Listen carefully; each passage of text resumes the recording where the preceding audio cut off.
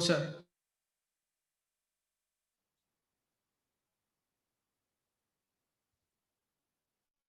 तर प्लेन मध्ये सुद्धा तुम्हाला पॅरामेट्रिक फॉर्म, नॉर्मल फॉर्म, त्याच्यानंतर कार्टेशियन फॉर्म असे प्लेनचे पण फॉर्म पाहायला भेटतात.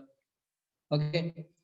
प्लेन लाईन भरपूर अशा लाईन्स जॉईन होऊन एक प्लेन तयार होत असतं. सो त्याच्यापासूनच तयार झालेलं असतं जवळपास. फक्त याच्यामध्ये व्हेक्टर इक्वेशन डिफरंट असतात. ओके. आता राहिला प्रश्न पुढे. तर डेफिनेशन मध्ये पहा, a line perpendicular to the plane is called as a normal to the plane. Normal जो असतो लाईनला तो परपेंडिक्युलर आपण त्याला कन्सिडर करतो. कधी पण नॉर्मल या शब्दाचा मॅथ्स मध्ये तरी मीनिंग परपेंडिक्युलरच असतो. ओके. सो तुमचा प्लेन जर एक्स वाय प्लेन असेल तर तुमचा जो नॉर्मल असतो तो झेड मध्ये असणार. जर तुमचा प्लेन एक्स झेड प्लेन असेल तर तो वाय ऍक्सिस मध्ये नॉर्मल असणार तुम्हाला, है ना. तुमचं प्लेन कसं आहे त्याच्यावर डिपेंड आहे. म्हणजे असे तुमचे याच्या 3 टाइपचे प्लेन असू शकतात. समजा अशा टाइपचं एक प्लेन असेल, त्यानंतर हे एक्स वाय प्लेन अशा टाइपचं असतं आणि हे जे असतं हे समोरचं हे वाय झेड प्लेन असतं. सो या प्लेन्स मध्ये पहा तुमचा नॉर्मल कसा कसा लाईक करेल. हे एक प्लेन आहे. याला कुठलं प्लेन तुम्ही, हे एक्स वाय प्लेन आहे, नाही एक्स झेड प्लेन आहे. का? कारण हे पहा हा हा जो आहे, हा जो ऍक्सिस आहे तुमचा, आपण याला समजा आता आपण जर वरतून पाहत असाल, यांच्या हिशोबाने जर पाहायला गेले तर ही याला हे याला वाय ऍक्सिस कन्सिडर करतात, याला एक्स ऍक्सिस कन्सिडर करतात आणि या वरच्याला झेड ऍक्सिस कन्सिडर करतात. म्हणजे यांच्या हिशोबाने तुम्ही कसं ॲझम्पशन घेऊ शकतात ते बुक वाईज वेगळं असतं. म्हणजे हे जे खालचं प्लेन आलंय ते एक्स वाय प्लेन आलेलं आहे. हे मी हायलाइट केलेलं एक्स वाय प्लेन आहे. त्यानंतर मी जर आता हे जे प्लेन हायलाइट करतो हे कुठलं प्लेन येणार आहे? हे एक्स झेड प्लेन आहे. बरोबर, एक्स आणि झेडनी ऑक्युपाय केलेलं. त्यानंतर हे जे प्लेन मी आता इकडे दाखवतोय पहा, हे कुठल्या प्रकारचं प्लेन आहे? वाय आणि झेडनी तयार केलेलं प्लेन आहे ते. ओके. असे 3 प्रकारचे प्लेन्स तुम्हाला पाहायला भेटतात. आता तुमच्या नॉर्मल हा कुठल्या प्लेनमध्ये आहे, तर त्याच्या तिसऱ्या ऍक्सिसला तो परफेक्ट नॉर्मल असतो. म्हणजे जसं की आता जर तुम्ही हे प्लेन कन्सिडर करताय, कुठलं? हे ब्लू वालं एक्स आणि वाय प्लेन. तर मग तुमचा या प्लेनचा नॉर्मल कसा असेल? असा व्हर्टिकल असेल ना वरती, असा उभा व्हर्टिकल असेल. हा कोणत्या ऍक्सिस मध्ये येतो? झेड ऍक्सिस मध्ये येतो. म्हणजे एक्स वाय प्लेन जर असेल तर त्याचा नॉर्मल झेड ऍक्सिस मध्ये असतो. जर तुमचा झेड एक्स प्लेन असेल तर त्याचा नॉर्मल तुमचा वाय ऍक्सिस मध्ये येणार आणि जर तुमचा वाय वाय झेड जर प्लेन असेल तर त्याचा नॉर्मल एक्स ऍक्सिस मध्ये येईल. लक्षात आलं का? लक्षात परपेंडिक्युलर टेबलच्या सरफेसवर कसं ठेवल्यानंतर परपेंडिक्युलर तुम्हाला टेबल सरफेस जर वाय झेड असेल तर वरती आणि खाली झेड म्हणजे एक्स वाय असेल तर वरती आणि खाली झेड येतो. म्हणजे हाईटला झेड येतो असा इनसाइड टेबल मध्ये. ओके. सो असा टेबल असेल समजा, हा टेबलचं एक प्लेन आहे तुमचं. या प्लेनला तुम्ही कोणचं प्लेन म्हणताय? सपोज हे जे प्लेन आहे तुम्ही कोणचं प्लेन मानताय? एक्स आणि वाय प्लेन मानताय तुम्ही याला, एक्स आणि वाय ऍक्सिस मध्ये. ओके. हा टेबल आहे तुमचा, असा ठेवलेला तुम्ही. तर याला परपेंडिक्युलर कोण येणार? असं वरती आणि खाली येईल, हा झेड ऍक्सिस येईल. हे एक्स प्लेन, हे वाय प्लेन, एक्स आणि वाय आणि त्याचा परपेंडिक्युलर झेड. समजलं का? हो. हा. तर ह्या माधवी तुझा काल प्रश्न होता की एक्स वाय प्लेन मध्ये हा झेड लाच का वन आला? त्या झेड लाच का वन आला तर कारण सांगितलं मी तुला. ओके. हो सर. हा पुढे पहा. सो याच्यामध्ये काही थेरम्स असतात पहा. नॉर्मल हा कन्सेप्ट समजला असेल तुम्हाला. याच्यामध्ये नॉर्मल इम्पॉर्टंट गोष्ट असते. म्हणजे या इक्वेशन मध्ये नॉर्मलचा संदर्भ असतो म्हणून नॉर्मल माहिती पाहिजे तुम्हाला. सो फर्स्ट थेरम आहे, the equation of plane passing through the point and perpendicular to the vector. अशा टाइपचं इक्वेशन. म्हणजे जे प्लेन मधनं पास होतं पण परपेंडिक्युलर असतं वेक्टरला. म्हणजे पहा, the equation of the line of the plane passing through the point A vector, म्हणजे ए पॉइंट मधून पास होणार प्लेन आहे जे perpendicular to the N vector is R vector dot N vector is equal to A N vector. असं त्या प्लेनचं equation असतं. म्हणजे म्हणण्याचा अर्थ काय आहे की असं प्लेन, हे एक प्लेन आहे या प्लेनचं इक्वेशन काय असेल जेव्हा ते प्लेन पास होतं पॉइंट मधून. एक पॉइंट आहे ए नावाचा, त्या पॉइंट मधनं जाणारं हे प्लेन आहे. या पॉइंट हा पॉइंट या प्लेनवरचा लाईन पॉइंट असणार. लाईन पॉइंट म्हणजे समजतं तुम्हाला, या प्लेन वरती हे पॉइंट असेल म्हणजे ते प्लेन त्या पॉइंट मधनं पास होतं असं मानलं जातं. आणि परपेंडिक्युलर आहे एन व्हेक्टरला ते प्लेन. म्हणजे पॉइंट त्या प्लेनवरचा एक पॉइंट आहे आणि एन व्हेक्टर हा त्या प्लेनला एक परपेंडिक्युलर व्हेक्टर आहे. ओके, असं असेल एक पॉइंट मधून जाणारा प्लेन असेल आणि एन व्हेक्टरला ते परपेंडिक्युलर प्लेन असेल, तर त्या प्लेनचं इक्वेशन या प्लेनचं इक्वेशन असं असतं. समजलं का? हो. समजलं का? हा, आर वेक्टर एक पी पॉइंट असतो त्या प्लेनचा point, P point, any point on the plane, तो कुठलाही पॉइंट असेल प्लेनवरचा, त्याचा आर वेक्टर पोझिशन पासून. एन वेक्टर परपेंडिक्युलर असतो, ए वेक्टर त्या ए पॉइंट ज्या पॉइंट मधून ते प्लेन जातो त्या पॉइंटचा वेक्टर असतो आणि एन वेक्टर हा परपेंडिक्युलर असतो. सो हे इक्वेशन असतं जेव्हा प्लेन एका पॉइंट मधनं पास होतं आणि ते एन वेक्टरला परपेंडिक्युलर असतं. दॅट टाइम तुम्ही इक्वेशन घ्यायचं तेव्हा हे इक्वेशन घ्यायचं. समजलं? R vector dot N vector into is equal to A vector dot N vector. R vector म्हणजे प्लेनवरचा दुसरा कुठलाही एक पॉइंट घ्यायचा, वेक्टर म्हणजे आर वेक्टर असतो. एन वेक्टर हा परपेंडिक्युलरचा वेक्टर असतो. ए वेक्टर हा ज्या पॉइंट मधनं ते प्लेन पास होत असतं त्या पॉइंटचा असतो पोझिशन वेक्टर आणि एन वेक्टर परपेंडिक्युलर वेक्टर असतो. समजलं? हे इक्वेशन फक्त लक्षात ठेवा, इक्वेशनच काढायची असतात. ओके, तर याला vector equation of plane in a scalar product form म्हटलं जातं. म्हणजे तुम्हाला जर असं कोणी सांगितलं की vector equation of plane in a scalar product form काढा, तर काय काढायचं?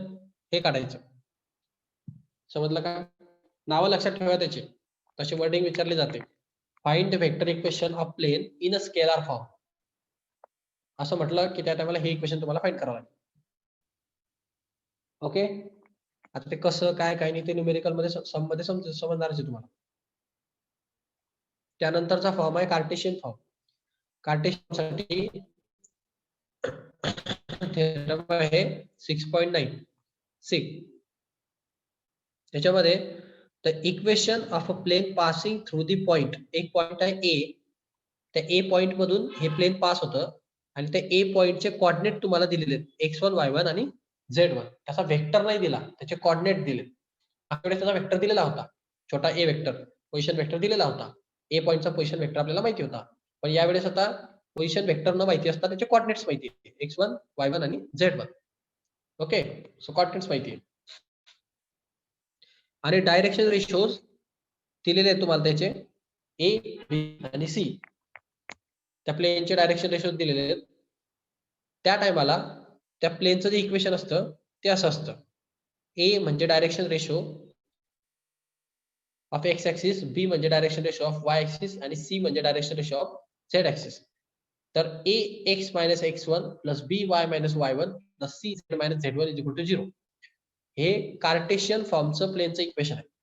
आता याच्यामध्ये हे स्मॉल ए बी सी हे डायरेक्शन रेशोज असतात, हे झालेले आपल्या वेक्टरमध्ये, आणि x1 y1 z1 हे त्या ए पॉइंटचे कोऑर्डिनेट्स असतात, ज्या पॉइंट मधनं तुमचं प्लेन पास होतं.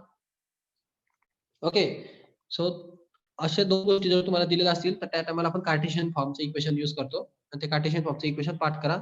ए X minus x1 B Y minus y1 C Z minus z1 is equal to 0. Okay, so next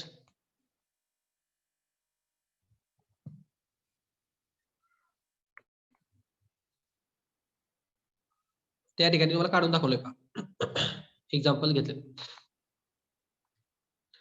याच्यामध्ये find the vector equation of the plane passing through the point having position vector is this, म्हणजे vector दिलेला आहे, म्हणजे small ए vector तुम्हाला माहिती आहे. Okay, म्हणजे मागचं इक्वेशन आहे ते स्केलर फॉर्मचं. ओके, आणि परपेंडिक्युलर पण दिलेलं आहे तुम्हाला एन वेक्टर. सो ए वेक्टर पण माहिती आहे, परपेंडिक्युलर पण माहिती आहे. ओके, आणि आपल्याला वेक्टर इक्वेशन काढायचे प्लेनचं. कसं काढणार? सो तुम्हाला माहिती आहे इक्वेशन काय R vector into N vector म्हणजे scalar product of N vector is equal to A vector scalar product of N vector. याच्यामध्ये ए आणि एनच्या व्हॅल्यू तुम्हाला ऑलरेडी गिव्हन आहे. हा ए वेक्टर आहे, ए पॉईंटचा वेक्टर पोझिशन वेक्टर आणि हा परपेंडिक्युलर म्हणजे एन वेक्टर आहे आणि हा ए वेक्टर आहे आणि हे तुमचं इक्वेशन असणार. बरोबर? तुम्ही एक एक टर्म काढा, तुम्हाला सेकंड वाली टर्म कंप्लीट भेटेल. राईट साईडची टर्म हे पहा, ही राईट साईडची टर्म ए वेक्टर एन वेक्टर यांचा स्केलर प्रोडक्ट. ए वेक्टर आपल्याकडे आहे, एन वेक्टर पण आहे, यांचा स्केलर प्रोडक्ट घेऊन टाका. काय भेटेल तुम्हाला स्केलर प्रोडक्ट? स्केलर प्रोडक्ट कसा घेता? डायरेक्ट मल्टिप्लाय करायचं. म्हणजे पहा, तुमचा ए वेक्टर हा होता, एन वेक्टर हा होता, ना मल्टिप्लाय करा. सो तुम्ही काय करणार? हा ए वेक्टर आणि हा एन वेक्टर यांचा स्केलर प्रोडक्ट घेतला. स्केलर प्रोडक्ट कसा घ्यायचा? आय जे के काढून टाकायचे, कारण ते स्केलर घेताय तुम्ही. सो 2 into 2 त्याचा आन्सर झाला 4. 3 into 1 त्याचा आन्सर झाला 3 आणि 4 into -2 त्याचा आन्सर झाला -8. क्लिअर? आय जे के काढून हो टाकायचे. सर. सो 4 + 3 + 4 + 3 -8 त्याचा आन्सर भेटतो तुम्हाला -1. ओके.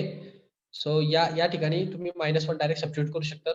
सो तुम्हाला भेटलं पहा आर वेक्टर माहित नाही, सो ते राहू द्यायचं. तुम्हाला एन वेक्टरची व्हॅल्यू माहिती आहे, सो ती सबस्टिट्यूट करा. 2i + j - 2k आणि तुम्हाला ह्या an वेक्टरची व्हॅल्यू माहिती आहे, ती आहे -1. सो हे तुमचं रिक्वायर्ड प्लेनचं इक्वेशन असणार.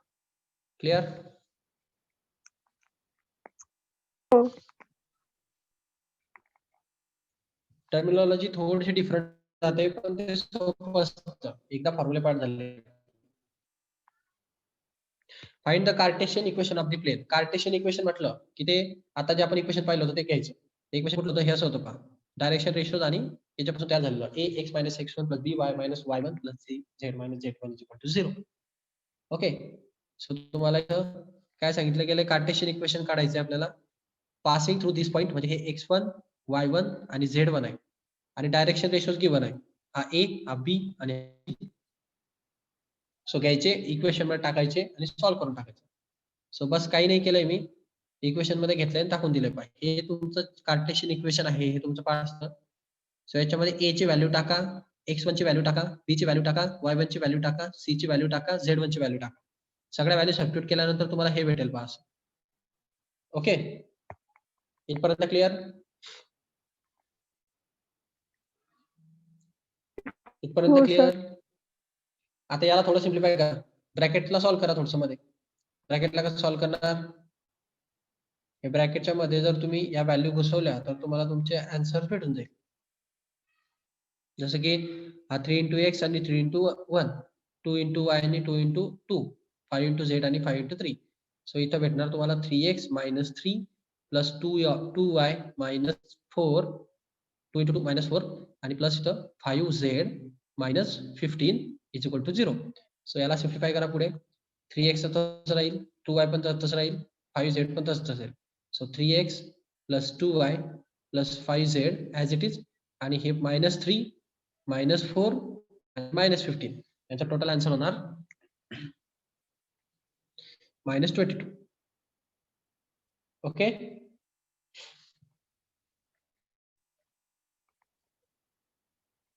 ओके. फिनिश्ड. हो. सो त्याच्यानंतर पुढे पहा.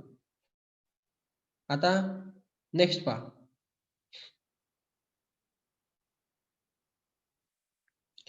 The foot of the perpendicular from the origin to the plane is m. एक पॉइंट दिलाय. Find the vector equation of the plane. पहिले क्वेश्चन समजून घ्या. Foot of the perpendicular drawn from the origin to the plane is m. हा m जो आहे हा फूट आहे त्या परपेंडिक्युलरचा. ओके. जो ओरिजिन पासून निघालेला आहे पर प्लेन वरती आलेला, तर तुम्ही त्याचे वेक्टर इक्वेशन आपल्याला सांगायचे. आता सर्वात महत्वाची गोष्ट ही असते की हे जे कोऑर्डिनेट तुम्हाला दिलेले आहेत पाहिजे,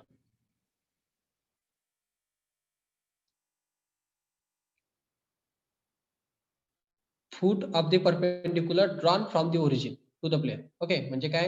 हे तुमचं प्लेन असेल असं आणि ओरिजिन पासून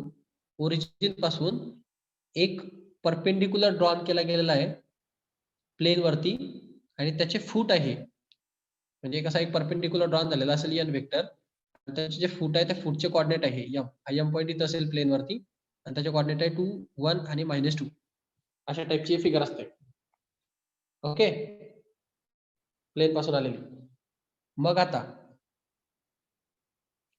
प्रश्न असा उठतो की तुम्हाला जर त्याचं वेक्टर इक्वेशन काढायचंय तर हे वेक्टर इक्वेशन असतं असं R vector N vector R वेक्टरचा स्केलर प्रोडक्ट एन वेक्टर सोबत इज इक्वल टू ए वेक्टरचा स्केलर प्रोडक्ट एन वेक्टर सोबत याच्यामध्ये आर वेक्टर हा कुठल्याही पॉइंटचा वेक्टर असतो एन वेक्टर हा परपेंडिक्युलरचा वेक्टर असतो ए वेक्टर हा ए पॉइंटचा वेक्टर असतो आणि एन वेक्टर हा परपेंडिक्युलरचा वेक्टर असतो सो आता तुम्हाला याच्यामध्ये तुम्हाला जो नॉर्मल जो दिलेला आहे त्याचे डायरेक्शन रेशोज भेटू शकतात फक्त याच्यामध्ये एक तुम्हाला ॲझम्पशन करावं लागणार इथं की जे फूट असतात म्हणजे परपेंडिक्युलरचे जे फूट असतात त्याचे जे कोऑर्डिनेट असतात ते तुमच्या प्लेनचे डायरेक्शन रेशो असतात ओके हे लक्षात ठेवा हे लाईन मधनं आलेलं आहे तुमच्याकडे म्हणजे ओएम जो असणार तो प्लेनला कसा असला पाहिजे परपेंडिक्युलर असला पाहिजे बरोबर आणि प्लेनला जे परपेंडिक्युलर असतील त्याचे जे कोऑर्डिनेट्स येतील ते तुमचे डायरेक्शन रेशो मानले जातात समजलं सो लक्षात ठेवायचं कधी पण डायरेक्शन रेशो हे तुमच्या नॉर्मलचे फूटचे कोऑर्डिनेट असतात ओके सो पुढे पहा मग आता काय झालं so plane passing through the point having position vector आता या पॉइंट मधनं तो प्लेन पास होणार आहे ऑब्विसली कारण तो फूट त्या प्लेन वरचा एक पार्ट असेल म्हणजे असं हे पाहिजे प्लेन आहे हा यम पॉइंट या प्लेनवर कुठेतरी असेल आणि त्याच्यापासून तो नॉर्मल सो यम पॉइंट या प्लेनवरचा पॉइंट आहे म्हणजे या यम पॉइंटचे जे कोऑर्डिनेट असतील ते या प्लेन वरचे पॉइंट असले पाहिजे बरोबर की नाही सो हा एक जो येईल हा पोझिशन वेक्टर मानता येईल तुम्हाला याला 2i + j - 2k तो या प्लेनवरचा एक पॉइंट आहे सो याला तुम्ही ए वेक्टर म्हणून कन्सिडरेशन करू शकतात कारण तो प्लेनवरचा एक लाईन पॉइंट आहे ओके कारण त्या एका पॉइंट मधनं जाणारा तुम्हाला प्लेन पाहिजे असतं प्लेनवरचा एक पॉइंट तुमच्याकडे आता आहे सध्याला यम सो त्याचा हा वेक्टर हा तुमचा ए वेक्टर सारखा वर्क होईल आणि त्यानंतर राहिलं वेक्टर ओएम वेक्टर म्हणजे काय तर फक्त याच्यामध्ये हाच वेक्टर जो राहील ओएम वेक्टर हा वेक्टर नॉर्मल म्हणून काम करेल बरोबर ना नॉर्मल पण तोच आहे की नाही ओरिजिन पासून निघालेला आहे ओरिजिन पासून निघाल्यामुळे काय होतं की याच्यामधनं 0 0 0 0 मायनस केलं जातं समजा ओ एम वेक्टरला आपण कसं लिहितो एम वेक्टर एम छोटा वेक्टर मायनस ओ वेक्टर तर ह्या जो ओ आहे हा 0 0 0 असल्या कारणाने त्याच्या ऍक्च्युअल व्हॅल्यू मध्ये काहीच फरक पडत नाही कारण 0 मायनस झाल्याने काही फरक पडत नाही सो ओ एम वेक्टर हा नॉर्मल होऊन जातो कारण त्यांनी सांगितलं तसं तो परपेंडिक्युलर आहे म्हणजे तो नॉर्मल सारखं वर्क करतो सो हाच वेक्टर नॉर्मल आहे हाच त्याचा पोझिशन वेक्टर सुद्धा येईल कारण तो यम पॉइंटचे कोऑर्डिनेट तेच आहेत सो तो त्या प्लेनवरचाच एक पॉइंट आहे आणि हे त्याचे डायरेक्शन रेशो म्हणून पण वर्क होते सो याच्यामध्ये एन वेक्टरची पण व्हॅल्यू माहिती आहे ए वेक्टरची पण व्हॅल्यू माहिती आहे टाका याच्यामध्ये आणि काढून घ्या समजलं का वरतून गेलं समजलं सर थोडा किचकट होतं ते परपेंडिक्युलरचा जो फूट होता तो प्लेनवर लाय करतो सो त्याच्यामुळे तो ए पॉइंट जो असतो ज्याच्यात प्लेन पास होतो तोच पॉइंट कन्सिडर केला जाईल आणि त्या परपेंडिक्युलर जो होता ना तो नॉर्मल तो ओरिजिन पासून निघाल्यामुळे तेच वेक्टर त्याचा नॉर्मल सुद्धा वर्क होऊन जातो ओरिजिन मधून असल्या कारणाने जर तो ओरिजिन मधून नसला असता तर मग तो वेगळा काहीतरी आला असता कारण 0 0 मायनस केल्यामुळे काहीच फरक पडत नाही सो दॅट्स व्हाय झाले आता पुढची केस पहा फक्त व्हॅल्यू सबस्टिट्यूट केलंय पुढे मग काही नाही केलंय सो पुढे काय होईल 10th नंबरच्या मध्ये पहा the vector equation of plane passing through the point A and parallel to the non-zero and non-parallel vectors B and C is R minus A vector dot B cross C vector is equal to 0. हे vector equation असतं जेव्हा B आणि C या वेक्टरला parallel vectors असतात हे आणि तुमचं प्लेन याला दोन पॅरलल वेक्टर्सचं प्लेन असतं ओके तेव्हा म्हणजे पहा, परत एकदा सांगतो.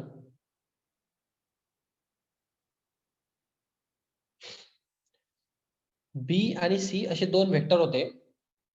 म्हणजे एक बी वेक्टर आहे हा असा, एक सी वेक्टर आहे हा असा.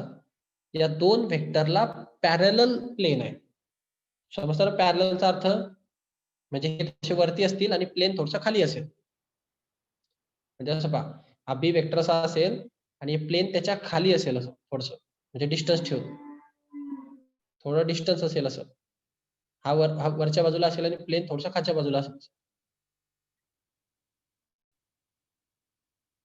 दोघांच्यामध्ये गॅप असेल. फक्त एकमेकाला ते कसे आहेत? पॅरलल आहेत बस एवढंच आहे ते. हे बी-सी वेक्टरला हे आपलं जे प्लेन असतं ते पॅरलल असतं. प्लेन आपलं खालच्या बाजूने जात आहे आणि हे बी-सी वेक्टर वरच्या बाजूने थोडे. म्हणजे दोघांच्यामध्ये थोडंसं गॅप आहे. पण ते दोघे एकमेकाला पॅरलल आहे. बी वेक्टर आणि सी वेक्टर आणि आपलं प्लेन हे दोघे एकमेकाला कसे येतात? पॅरलल येतात. अशी ती कंडिशन आहे. म्हणजे पहा, हा बी वेक्टर आणि हा सी वेक्टर आणि हे आपलं जे काही खालचं ते प्लेन आहे, हे दोघं एकमेकाला पॅरलल येतात. ओके? कंडिशन समजली का? परत सांगू. हो. बी-सी एकमेकाला पॅरलल नाही हां. बी आणि सी एका प्लेन मधले वेक्टर असतील आणि हे बी-सी वेक्टरला आपलं हे जे खालचं प्लेन आहे ते पॅरलल आहे. प्लेन पॅरलल आहे त्यांना. असं आहे ते. सो अशी जर असेल आणि हे जे प्लेन आहे हे ए पॉइंट मधून जात असेल, म्हणजे ए पॉइंटचा पोझिशन वेक्टर ए वेक्टर येणार. त्या टायमाला आपण काय म्हणू शकतो? आपलं जे इक्वेशन आहे तेच इक्वेशन असतं ते. की तेवढासा जास्त फरक पडत नाही. फक्त यांचा जो नॉर्मल येतो, तो नॉर्मल कोण येईल? ह्या प्लेनला नॉर्मल कोण येईल? प्लेनला नॉर्मल प्लेनचा नॉर्मल म्हणजेच या बी वेक्टर आणि सी वेक्टरचा पण नॉर्मल झाला की नाही? हो. समजलं का? कारण बी वेक्टर, सी वेक्टर आणि आपलं प्लेन दोघे एकमेकाला पॅरलल आहे. बरोबर? एकमेकावर आहे समजा असे ठेवलेले. सो खालच्याला जर ते पॅरलल आहे प्लेनला, तर वरच्याला पण ते पॅरलल येणारच. सो सो प्लेनला जो पॅरलल असतो, प्लेनला जो नॉर्मल असतो, तोच नॉर्मल बी आणि सी चा सुद्धा नॉर्मल असला पाहिजे. बरोबर? Because B and C and plane are parallel. Clear? Case म्हणता येईल त्याला. एक लाईन अशी आणि एक लाईन अशी.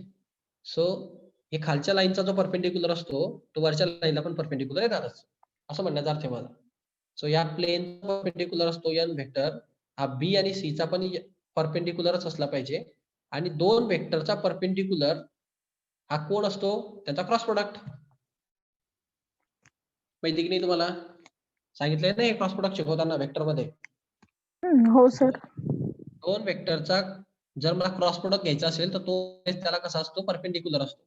सो सिंपल गोष्ट आहे, या बी वेक्टर आणि सी वेक्टरचा जो परपेंडिक्युलर असणार 90 डिग्री क्रिएट करणारा, तो या दोघांचा क्रॉस प्रॉडक्ट असेल. याचाच क्रॉस प्रॉडक्ट या प्लेनचा सुद्धा नॉर्मल म्हणून वर्क करतो. काही डाऊट? काही डाऊट? नाही. हां. तर अशी जर केस असेल, म्हणजे दोन वेक्टर आहेत, त्यांना पॅरलल आपलं प्लेन आहे आणि ते प्लेन एका पॉइंटमधनं पास होतंय. सो त्या टायमाला इक्वेशन काय असेल प्लेनचं? तर त्या टायमाचं इक्वेशन असं काढायचं. R vector minus A vector dot product of B vector cross C vector is equal to 0. Okay? हो सर.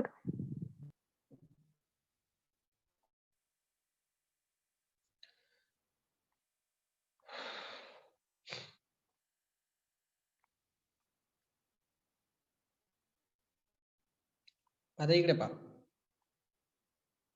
तुम्ही याला असं पण लिहू शकता शॉर्टमध्ये. ते मागच्या इक्वेशन सारखं. की तुम्हाला आता काय सांगितलं मी इथं, हे बी वेक्टर क्रॉस वेक्टर म्हणजेच तुमचा एन वेक्टर असतो. बरोबर की नाही इथं या केसमध्ये. मग तुमचं जे इक्वेशन होतं जनरल इक्वेशन होतं ते काय होतं? R vector dot N vector is equal to vector dot N vector असं होतं की नाही? असं होतं की नाही ते? हो. मग ह्या एन वेक्टरच्या जागी मी बी क्रॉस सी लिहिलं तर काही बिघडेल का? नाही. चालेल ना? मग ते असं दिसतं पहा.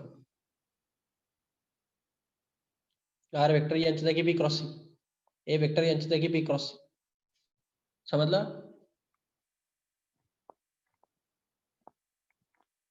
समजलं? ठीक आहे, पुढे पहा. Vector equation of plane in parametric form.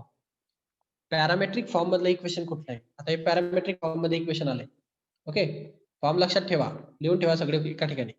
Parametric form मधलं इक्वेशन असं असतं, R vector is equal to A vector plus lambda B vector plus mu C vector. आता याच्यामध्ये ही तीच कंडिशन आहे वरची, की एक प्लेन असणार, ते प्लेन ए पॉइंट मधनं पास होतं आणि ते बी आणि सी वेक्टरला पॅरलल वेक्टर आहे, पॅरलल प्लेन आहे. सो त्या केसमध्ये त्याचा पॅरामेट्रिक प्लेन कसं तयार होईल, कसं तयार होईल. R vector is equal to A lambda vector plus mu C vector. Lambda आणि म्यू कॉन्स्टंट असतील, त्या कॉन्स्टंटच्या व्हॅल्यू आपण टाकत नाही. ओके, राहू द्यायचं तसंच. बी सी ए वेक्टर याची व्हॅल्यू तुम्हाला दिलेली असते. ओके, पुढे पहा. त्याच्यामध्ये क्वेश्चन आहे, पाहता. Find the vector equation of line, find the vector equation of plane passing through the point A. म्हणजे ए पॉइंट मधनं पास होणारा ते प्लेन आहे.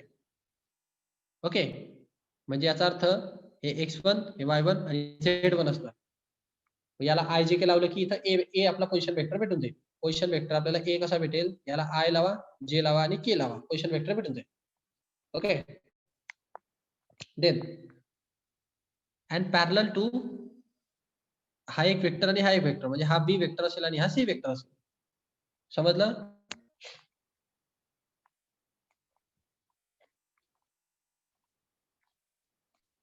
मग आता तुम्हाला इक्वेशन काय सांगितलं मी, जर असं असेल तर ते आपलं जे नॉर्मल इक्वेशन असतं, R vector N vector is equal to A vector dot N vector. फक्त या ठिकाणी जो नॉर्मल येणार आहे तो या दोघांचा क्रॉस प्रोडक्ट येईल.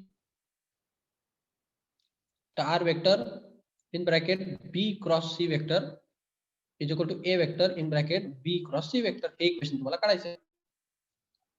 आर वेक्टर तर आर वेक्टरच राहतो, त्याला काही नाही करत आपण. ए वेक्टरची व्हॅल्यू तुम्हाला आय जे के म्हणून भेटून जाईल. बी क्रॉस सी वेक्टर तुम्ही आधी काढून घ्या, वेक्टरचा क्रॉस प्रोडक्ट घेऊन टाका. क्रॉस प्रोडक्ट घेऊन त्याची व्हॅल्यू इथं टाका, ए ची व्हॅल्यू इथं टाका, बी क्रॉस सी ची व्हॅल्यू इथं टाका, R vector as it is राहू द्या, सॉल्व्ह करून टाका, संपला क्वेश्चन. समजलं? समजलं का? हो सर. आता प्रश्न उठतो इथं, ए वेक्टर बी वेक्टर सी वेक्टर तुमच्याकडे आहे, तुम्हाला बी क्रॉस सी वेक्टर लागेल की नाही? मग बी क्रॉस सी कसा काढतात? बॉड घ्यायचा, हा बॉड घ्यायचा, त्याला आय जे के लिहायचे आणि हे बी वेक्टरचे कोइफिशियंट आणि हे सी वेक्टरचे कोइफिशियंट, हे पहा, हे बी चे आणि हे सी चे कोइफिशियंट लिहायचे. कोइफिशियंट म्हणजे इथला 4, इथला -1 आणि इथला 3. 4 -1 आणि 3, इथला 1, इथला आणि इथला -1, 1 1 -1. याला सॉल्व्ह कसं करतात? आय घ्यायचा, मग हे यांचं क्रॉस प्रोडक्ट घेऊन करायचं, मग हा मायनस जे घ्यायचा, याचं साइन चेंज करायचं, मग याचं क्रॉस प्रोडक्ट करायचा, मग त्यानंतर हा के घ्यायचा आणि मग याचा आणि याचं करायचं. असं करून ते सॉल्व्ह करा. हे झालंय आपलं बऱ्याच वेळेस प्रॅक्टिस आता मॅट्रिक्स मध्ये. सो हे जमेल. आता करून दाखवायची गरज आहे का हे कोणाला? कोणाला अडचण असेल सांगा, मी करून दाखवतो. नाही सर. ठीक आहे.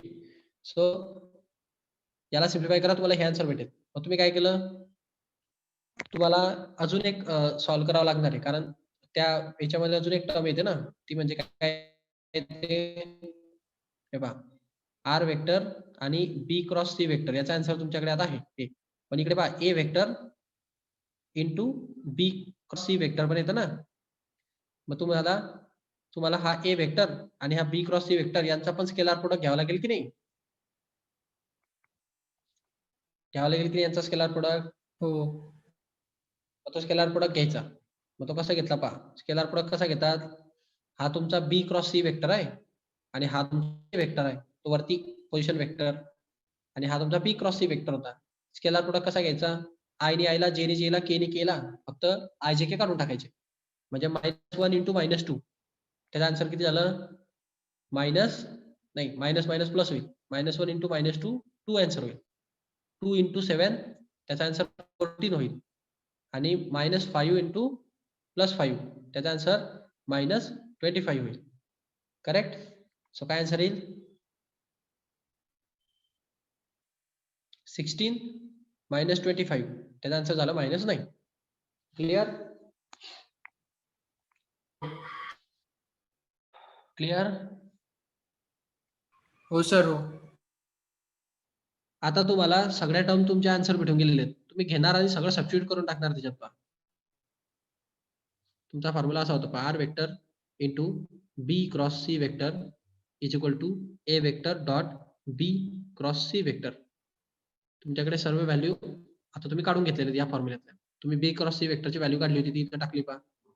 त्यानंतर याची पण व्हॅल्यू तुम्ही डायरेक्ट काढली, आता ती मायनस साइन इथं टाकली आणि आर वेक्टर संपला इक्वेशन. Okay okay.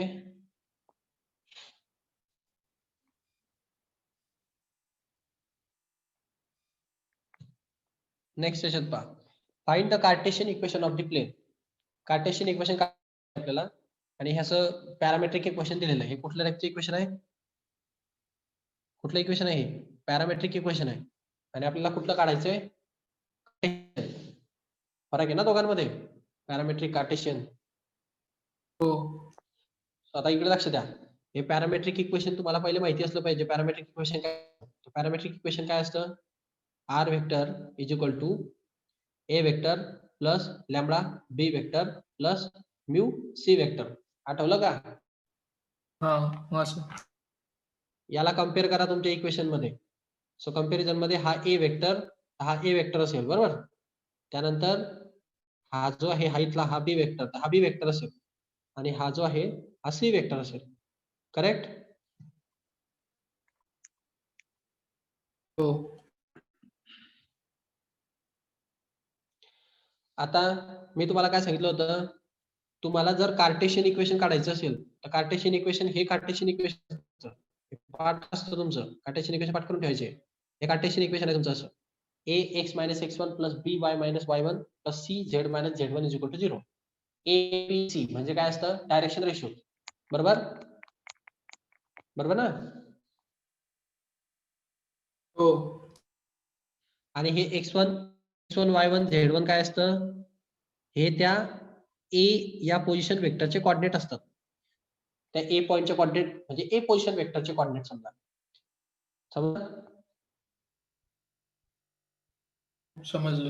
समजलं का? हा. मग आता प्रश्न उठतो इथं, हे डायरेक्शन रेशोज कसे काढणार? तो ए माहिती आपल्याला, कारण हे तर ए समजून गेलेलं आहे ना आपल्याला. हा जो वेक्टर आहे हा ए वेक्टर आहे. ए वेक्टर, सो त्याचं काय आहे? आय मायनस जे आणि प्लस 0k असणार. मग सो साधी गोष्ट आहे, त्या मोठ्या ए चे कोऑर्डिनेट काय असतील? याचा कोएफिशियंट 1, याचा -1 आणि या चा 0. सो हे कोऑर्डिनेट आहे त्याचे. म्हणजे हा x1 असणार, हा y1 असणार, हा z1 असणार. हे डाऊट याच्यात? हे डाऊट याच्यात?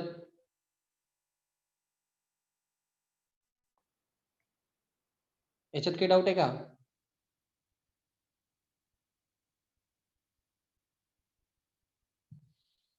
अरे याच्यात काही असेल का कोणाला? हा कोण ए काढला मी? ए म्हणजे त्या प्लेन वरचा एक पॉइंट असतो. त्या पॉइंटचे ते कोऑर्डिनेट, आणि त्या पॉइंटच्या कोऑर्डिनेट पासूनच त्याचा पोझिशन वेक्टर तयार होतो. हा छोटावाला ए म्हणजे पोझिशन वेक्टर. कॅपिटल ए म्हणजे पॉइंट, आणि त्याचे x1 y1 z1 हे कोऑर्डिनेट असतात. असं असतं ते. त्या कोऑर्डिनेट पासूनच तो पोझिशन वेक्टर तयार झालेला असतो. आपल्याकडे पोझिशन वेक्टर आहे म्हणून आपण ते कोऑर्डिनेट काढले. कोऑर्डिनेट का काढले? कारण आपल्याला कार्टेशियन इक्वेशन माहिती आहे. कार्टेशियन इक्वेशन तुम्हाला माहिती असतं. कार्टेशियन इक्वेशन प्लेनचं काय असतं? तर ही कार्टेशियन इक्वेशनचा फॉर्म्युला आहे.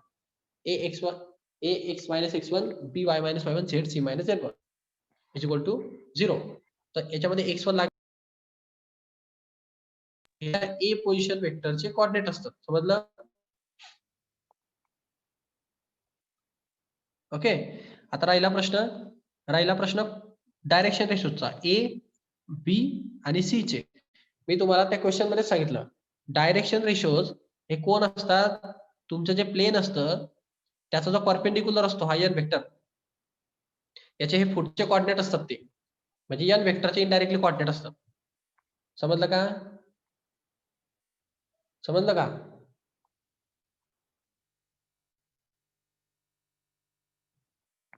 समजलं का? हो सर. Direction ratio. आता हा एन वेक्टर कसा काढणार तुम्ही? हा एन वेक्टर या ठिकाणी काय सांगितलं तुम्हाला या पॅरामेट्रिक इक्वेशन वरनं काय भेटलेलं होतं तुम्हाला बी वेक्टर आणि सी वेक्टर भेटलेले होते ना हा बी वेक्टर होता आणि हा सी वेक्टर होता साधारण गोष्ट आहे एन वेक्टर हा बी वेक्टर क्रॉस सी वेक्टर असतो ते वास्तविक सांगितलं होतं का तुम्हाला मी प्लेन ह्या बी आणि सी ला पॅरलल असतं सो प्लेनचा जो परपेंडिक्युलर असणार तोच ह्या बी आणि सी चा पण परपेंडिक्युलर असला पाहिजे आणि बी आणि सी या दोन वेक्टरचा परपेंडिक्युलर कोण असेल त्याचा क्रॉस प्रोडक्ट बरोबर की नाही हो.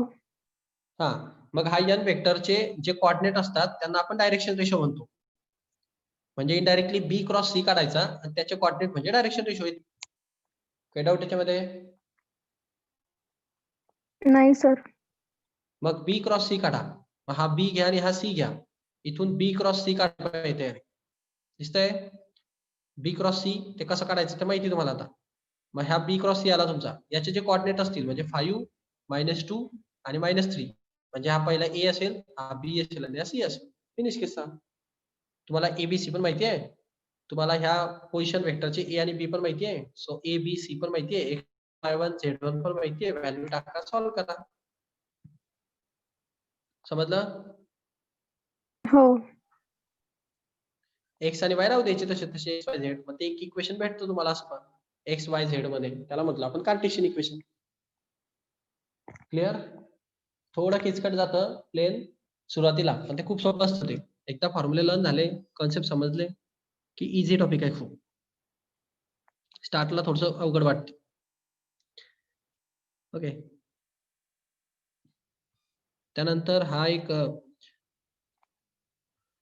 नॉन कोलिनियर पॉइंटचा थेरम आहे 6.3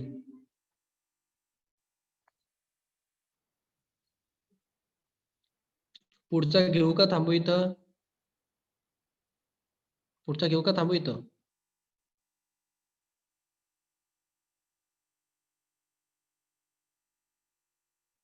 इथे सांगा ठीक आहे मी सांगून देतो फक्त वरवरनं शॉर्ट मध्ये आता ठीक आहे नंतरच घेऊ मोठा जाईल ओके आजचं लेक्चर समजलं का डाऊट्स आहेत का कोणाला आजच्या लेक्चर मध्ये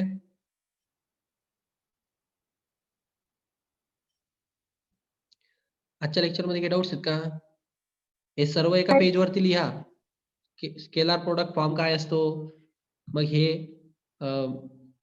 याच्यामध्ये कार्टेशियन फॉर्म कुठला असतो त्याच्यामध्ये पॅरामेट्रिक फॉर्म कुठला असतो हे सगळं व्यवस्थित लिहायचं त्याच्यामध्ये कशाला काय म्हणतात ते पण लिहायचं डायरेक्शन रेशो म्हणजे कोणाचे कोऑर्डिनेट असतात ते पण लिहायचं लिहून ठेवायचं सगळं कुठेतरी म्हणजे ते लक्षात राहील नोट म्हणून लिहून ठेवायचं ते डायरेक्शन रेशो म्हणजे नॉर्मलचे कोऑर्डिनेट म्हणजे डायरेक्शन रेशो असतात असं बी क्रॉस सी म्हणजे हा नॉर्मलच असतो असं लिहून ठेवायचं ते ओके आज थांबू आपण येतो डाऊट असेल तर विचारून घ्या आहेत का काही डाऊट नाही सर.